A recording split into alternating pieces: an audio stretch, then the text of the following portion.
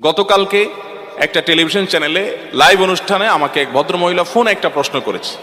প্রশ্নটা শুনে আমি অবাক হয়ে গেছি এবং লাইভের মধ্যে আমি বললাম যে আপনার প্রশ্নের কি উত্তর দেব, আমি তো এই প্রশ্ন নিয়ে আমি ভাবতে ভাবতে আমি শেষ হয়ে যাচ্ছি।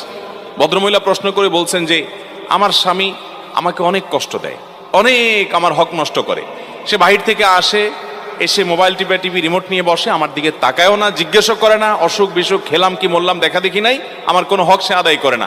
আমি নামাজ পড়তে গেলেও সে ডিস্টার্ব করে। শেষ পর্যন্ত আমার নামাজ যেতে অসুবিধা হয়, সে 2টা-3টা পর্যন্ত নানান গুনাহের কাজে লিপ্ত থাকে। তো আমার অসুবিধা হয় দেখে আমি যখন তাকে রিকোয়েস্ট করি যে আমার নামাজের সময় অন্তত আমাকে একটু নামাজটা পড়তে দাও, তখন সে বলে তুমি আরেক রুমে গিয়ে শো। তো ভদ্রমহিলার প্রশ্নের বিষয় হলো, বলতেছে হুজুর আমার জানার বিষয় হলো এই যে আমি আরেক রুমে গিয়ে ঘুমালাম, এতে কি আমার স্বামীর অধিকার নষ্ট করলাম কিনা।